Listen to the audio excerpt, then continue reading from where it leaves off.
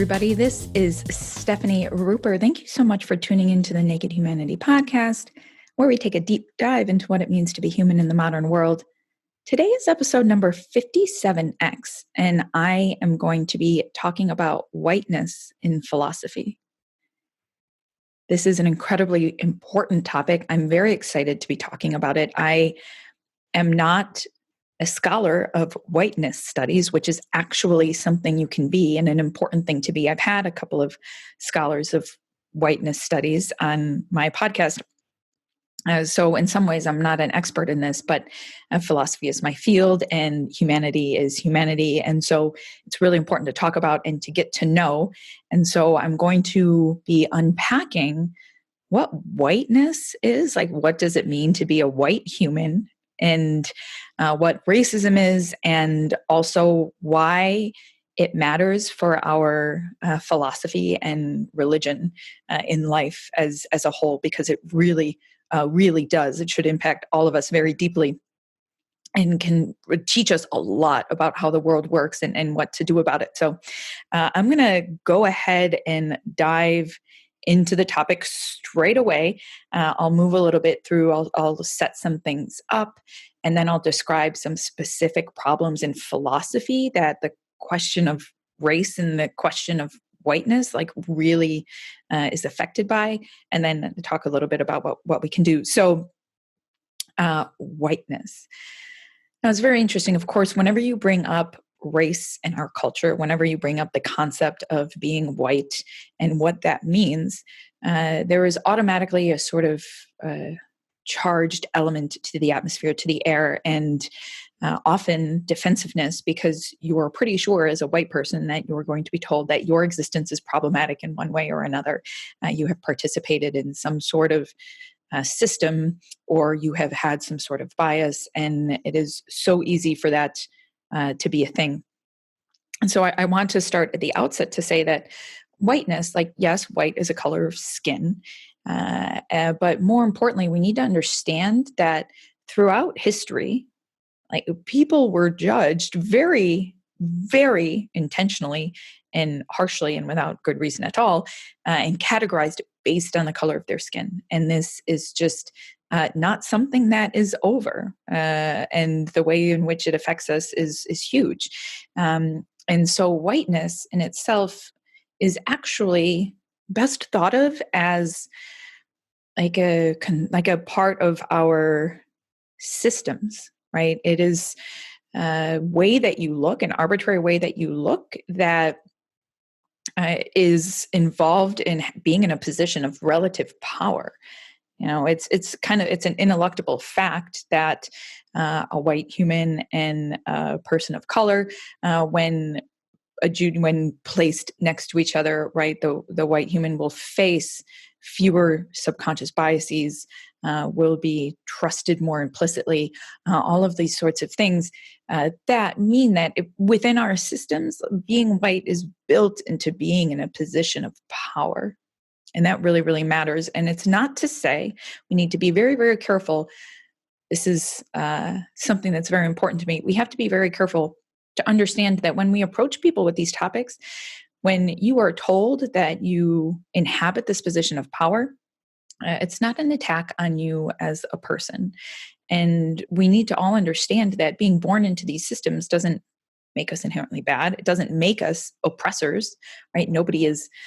Most people are not racist or oppressive intentionally, but we do have all of these subconscious biases operating in our brains, and we do benefit from the systems that are a part of those biases, that are a part of our world that we have inherited, even if we don't know it necessarily. Or, of course, we can be hurt by these systems, and it will be much more obvious to see the flaws in the systems when we're the ones being hurt by it, as opposed to when we're the ones benefiting from it. And that's just a basic fact of human psychology, that when we are doing well, we like to attribute our successes to ourselves and not to notice the factors around us that help lift us up. And of course, when we struggle, it is much easier to see the forces that are inhibiting our progress, because we're also trying very, very hard to do well.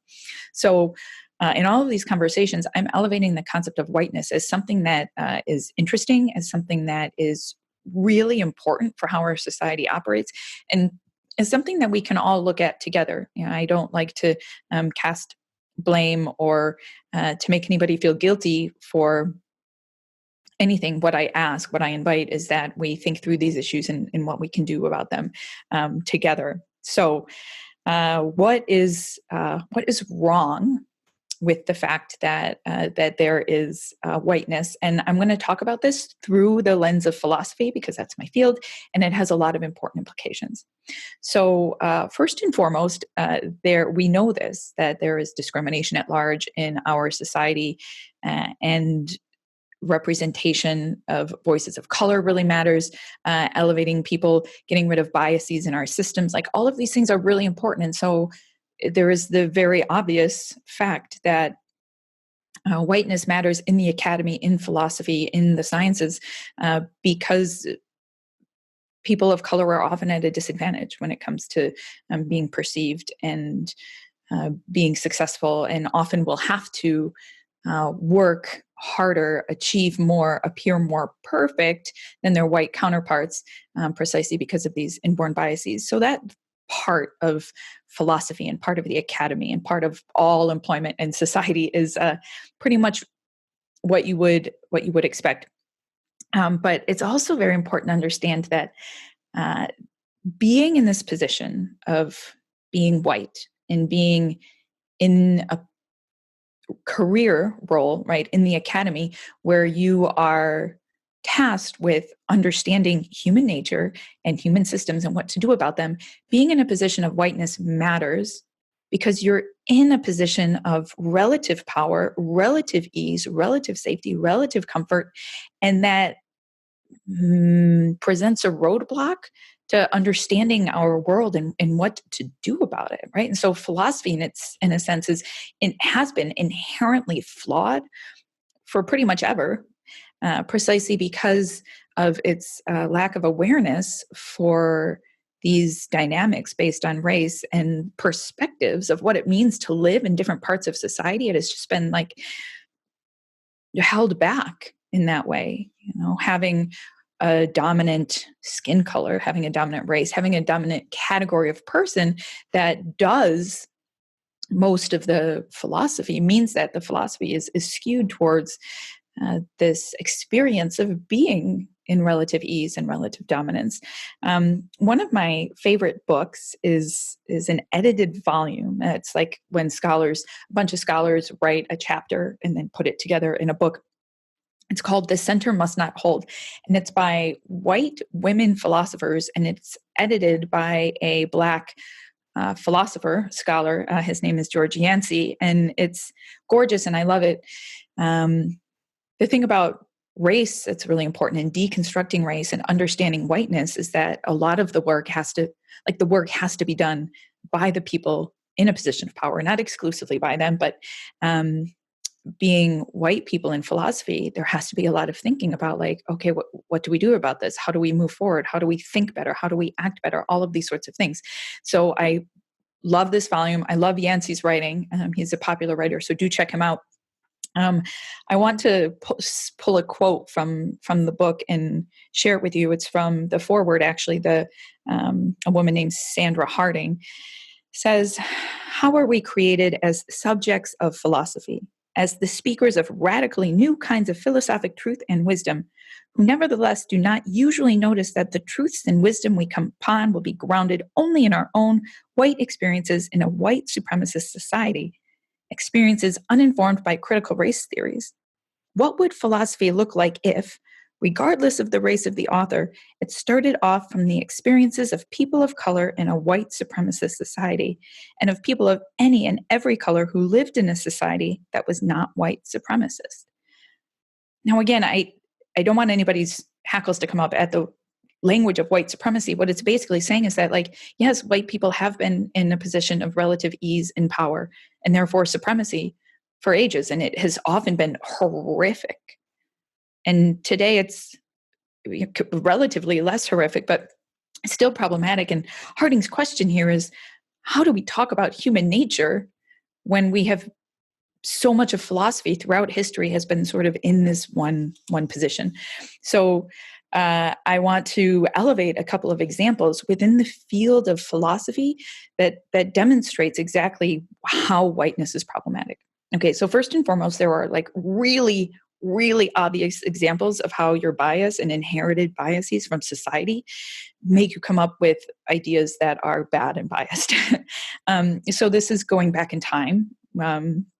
You kind of have to go back in time to find such egregious examples of misstepping. But for example, a German philosopher named Christoph Meiners in the late 1700s, so around the time of the American Revolution, wrote a lot about like human nature. He wrote The Outline of History of Mankind.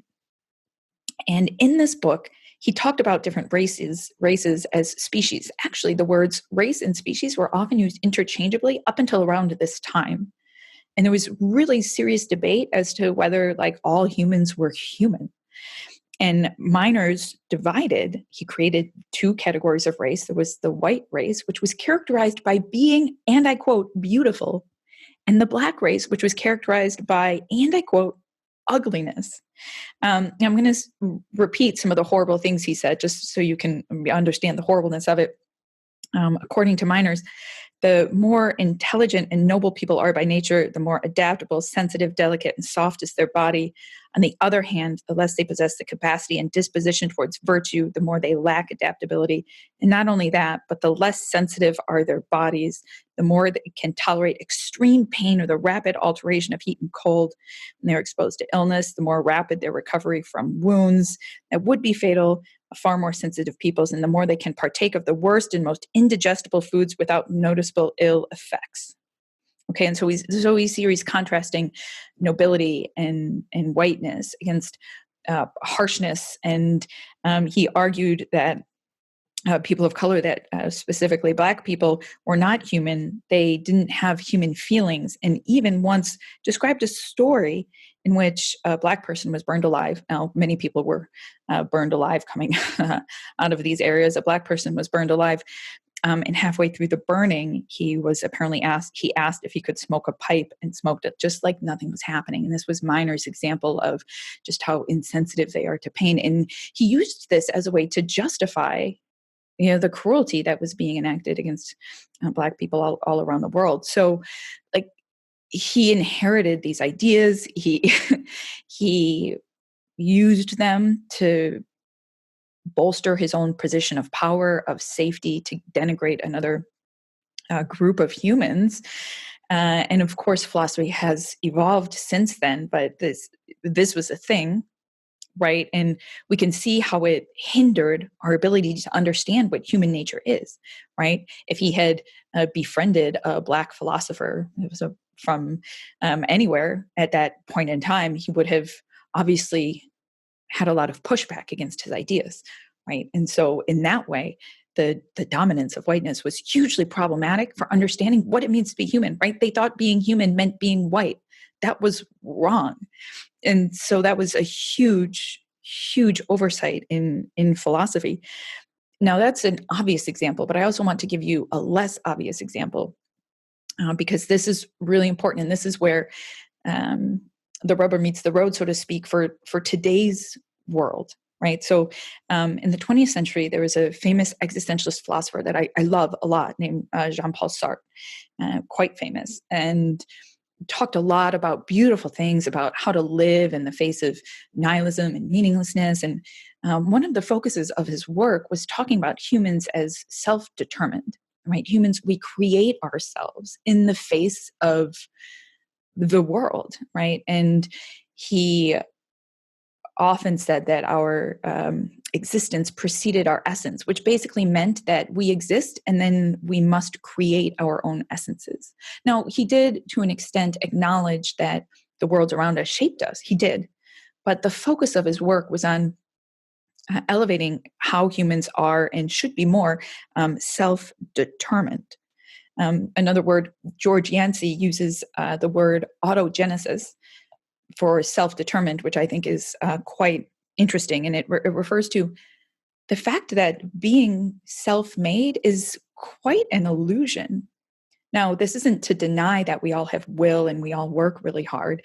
And it is very common for white people and people in various positions of privilege to hear that the achievements that they have achieved have happened in part because of their privilege or entirely because of their privilege, right? Take me for an example, right? So I work massively long hours. I try really hard to do impactful things in the world. And I have once in a while achieved some things that could count as culturally significant, right? Um, and it would be very easy for me to get really defensive and be like, no, I do work really, really hard to enact what I'm doing in the world. But I must also understand that it is my privilege, it is my context, it is being born into a world in which I can walk certain paths more easily than other people can, that enables me to work hard and to achieve what I am, right? Or just I have a little bit of a leg up, relatively speaking. And so this is another way that philosophy has misconstrued human nature. As I mentioned a little bit at the beginning of this podcast, when you are in a position of relative ease and power within society, it is more natural to say, oh, I worked hard, I got here, right? And when you are in a position in which you're constantly fighting and seeing that you're being looked over or you're being judged preemptively, you see that and you understand that more, and you know that you are more contextually embedded. So philosophy has, to an extent, overlooked just how much we are all embedded within systems of power and power dynamics and various relationships based on race and country of origin and sexual orientation and gender and all of these different things, right? We are deeply, deeply embedded and deeply impacted and made by the worlds around us. And so that's a really important insight for like what we think of what it means to be human. Now, that also, of course, impacts the way that we think about social systems, right? So, Sartre, again, consider Sartre, thinking that in a world that people are self-made, you might lean more into libertarianism. You might lean more into theories of humans needing to pull themselves up from their bootstraps. Now, again, pulling yourself up from the bootstraps is okay. It's not a horrible idea, but uh, you have to understand that because of the systems that are in place, it is uh, easier or harder for people based on the color of their skin and lots of other things, but skin color is a big one and a very important one to pay attention to again. And, this is why libertarianism, which I don't disparage, tends to have a disproportionate number of white people in it. Now, that doesn't mean that there aren't people of color who identify with libertarianism and free market economics, but it does attract people who tend to see the self as self-made and not necessarily needing to fix systems or to have some degree of help precisely because you are at an actual systematic institutional disadvantage, right? So this is another way in which philosophy is impacted, right? Our understanding of social systems. And finally, of course, philosophy, probably the most important question in philosophy is, how do I live the good life? And you can't live a good life without understanding human nature, and you can't live a good life, you can't construct theories about what it means to live a good life without taking these things into account, right? Without understanding your power, your relative privilege, the way that people suffer disproportionately because of these systems that have inherent biases in them. Right. And so when we think about whiteness and what it means that there is a skin color that makes it easier for you to get by in the world, when we think about this, it helps us think through moral obligations better. When we think through these things, we elevate self-criticality, right? Looking at yourself, examining yourself, seeing what has made your life easier or harder in terms of moral obligations. We elevate looking at the experiences of people of color. You You try very hard. You try harder to consider the concerns of others on par with your own, right? So again, in a position of relative ease, it is easier to not look at concerns in the system because they're not hurting you. And so something that might become a moral obligation when you think about whiteness is, oh, I need to care about their well-being just as much as I care about my own, if not more. Um, because that's fair, and because I understand that they're in a disadvantaged position. Um, there is an injunction to interrogate, our own power and what to do about it, and an injunction to think about our systems in new ways, to think about our society, to be really critical of institutions like prisons, right? That disproportionately penalize people of color, right? And what do we do about that, and how do we approach that? And there may also be what Emily Robertson, I believe, was the person from whom I encountered this phrase. There may be an obligation to lose if you are in a position of power, and by that I don't mean that you need to abnegate your safety, although maybe you do, but to be willing to be wrong, to be willing to put aside defensiveness, to be willing to cede ground, to be willing to share your power, right? Like that's incredibly important. And to be committed to wanting to work on that, right? Being committed to helping elevate other voices and other people's experiences. These are all moral obligations that haven't always been on the philosophical radar. But when you realize the fact that whiteness has been operating in philosophy, then these moral obligations become more important or more interesting. And so much of philosophy, ranging from how we think about humans to how we think about society to how we think about how to live the good life, hinges on understanding the way racial categories operate in our society, right? And that isn't to say that anybody is evil or that anybody is intentionally an oppressor, but that is to say that we have to take these things very seriously. And for a podcast that thinks a lot about religion and thinks a lot about spirituality, there was also the question of, well, what does this do for you, right? If I'm trying to help you navigate religious landscapes, figure out who you are and how you want to live in the world, what does this do for you? Well, it helps you think through what you want our world to be like, how you want to vote, how you want to volunteer, all of these different issues that you might want to care about. And that's really, really important. B, it can help you connect with people better, hopefully, because it opens up avenues for conversation, for communication, for empathy. And C, I really do believe that the most fulfilled spiritual life is one in which you learn as much as you can and connect as much as you can and are as humble as you can be, right? It is impossible to embark on an accountable spiritual quest without thinking about how you impact other human beings on this world and how you can help them and how you can live better within it. Like I so firmly believe that understanding our worlds and questioning how we go about them is key to our spiritual health, can really help you build your spiritual practice, build your feelings of morality and obligation, and help you figure out, like what you want to do with your time on earth. So that's been a lot. I hope it has been elucidative for you, thinking through philosophy, thinking through human nature, thinking through this concept of whiteness from the perspective of it being something that's really important and really urgent, but also not something that we should cast blame at people for not understanding, for being outside the dialogue. We need to discuss these things calmly and compassionately and figure out solutions together. So I'm going to wrap it up. If you have any questions about this or any other topics, I would be more than happy to hear them. Please do. If you go to stephanieruper.com/form, you can submit a question to this podcast anonymously. You may also send me messages on Instagram or Facebook. I always see those. And I will be so happy to chat about these things with you. So thank you so much. You know where to find me on Insta, Facebook, and Twitter at Stephanie Ruber. This has been episode number 57X of Naked Humanity. Thank you so much.